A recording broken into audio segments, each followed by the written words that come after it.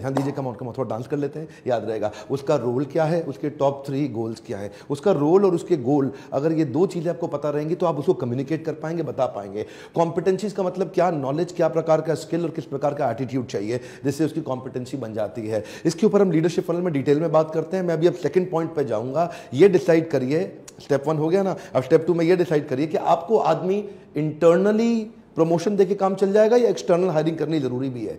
ऐसा भी होता है कई बार आपके पास इतनी मैन पावर है, थोड़ा सा इंटरनल जॉब रोटेशन कर लिया, इंटरनल जॉब पोस्टिंग आपने अनाउंस कर दिया, तो पता चला जी कि उधर उस डिपार्टमेंट में भी एक आदमी बड़ा काम का है जो वहां तो अच्छा नहीं कर रहा, यहाँ आते ही छा जाएगा। तो ये जरूर स्टेप 2 में डिसाइड कर लीजिए कि आपको एक्सटर्नल हायरिंग करनी है या इंटरनल प्रमोशन से भी काम चल सकता है।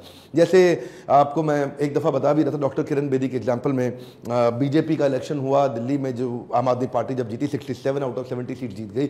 उस समय डॉक्टर किरण बेदी आई थी, वो बड़ी कॉम्पिटेंट लीडर थी। डॉक्टर किरण बेदी की कॉम्पिटेंस पे कोई शक कर सकता है कभी? क्या क्रेन बेदी बोलते थे, प्रधानमंत्री की गाड़ी उठा के ले गई वहां से, ये गलत जगह खड़ी कर रखी है। ऐसी लीडर इतनी बुरी हार ये क्यों हुई? क्योंकि वो हेलीकॉप्टर लैंडिंग थी। एक हम क्या थी? Helicopter landing. यानी कि जब आदमी इंटरनल प्रमोशन करके भी काम चल सकता था, तो जबरदस्ती जब बाहर से किसी को लाते हो बिना इंटरनल कंसेंसस के, बिना अंदर जो बैठे हुए उन लोगों के साथ में उनकी अग्रीमेंट के बिना लाएंगे, तो इंटरनल लोग साथ देना कई बार छोड़ देते हैं। इसके बारे में मैं क्या बोलूं, अखबारों में, न्यूज़ में रोज छप ही रहा था, आप जानते ही हैं। ये डिसाइड करिए, इंटरनल प्रमोशन से काम चल सकता है तो वही करिए। इससे आपके लोगों में ना और विश्वास बढ़ता है, और विश्वास बढ़ता है कि भाई यहाँ पे टैलेंट प्रोग्रेशन है, इधर यहाँ पे अगर मैं मेहनत करूंगा तो मेरे को आगे ध्यान दिया जाएगा।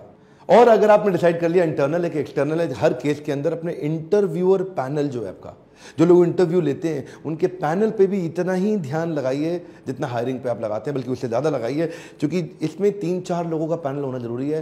क्रॉस फंक्शनल लोग लीजिए ताकि वो अलग अलग प्रकार से सामने वाले की कॉम्पिटेंसीज को जज कर सके, चेक कर सके और अपने इनपुट दे सकें।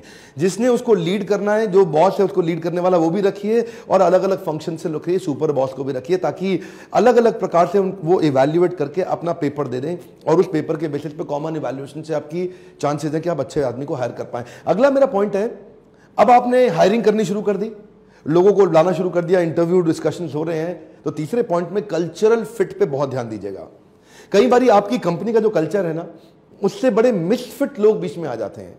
मिसफिट आते हैं तो आते ही इधर उधर लोगों को बोलेंगे, अरे ये कैसी कंपनी, अरे ये कैसी कंपनी, अरे यहाँ तो ये भी गड़बड़, यहाँ तो ये भी गड़बड़, तो सबका पहले तो वो उत्साह खत्म कर देंगे, जो चल रहे थे उनका भी उत्साह गिरा देंगे। और दूसरा, अगर कल्चरली मिसफिट होगा तो ज्यादा दिन टिकेगा नहीं, उसका दम घुटेगा, उसको अच्छा नहीं लगेगा। तो कल्चर ओरिएंटेड क्वेश्चंस पूछिए। अब तीसरे स्टेप में इंटरव्यू हो रहे हैं ना, अब कल्चर ओरिएंटेड क्वेश्चंस क्या होते हैं? सिचुएशन बेस्ड क्वेश्चंस पूछिए उनसे कि किस प्रकार के कल्चर में उनको काम करना सबसे अच्छा लगता है, उनको किस प्रकार के बॉस पसंद है, किस प्रकार का एनवायरनमेंट पसंद है, उनके सबसे बेस्ट एनवायरनमेंट कैसा होता है, उनके हिसाब से उनकी एक ड्रीम जॉब कैसी रहेगी, उनके हिसाब से उनको कंपनी में आसपास किस चीज को ढूंढ रहे हैं जो उनको बड़ा कंफर्ट देता है। उससे पता चल जाएगा वो टीम प्लेयर है कि इंडिविजुअल अकेले बैठ के काम करना चाहता है।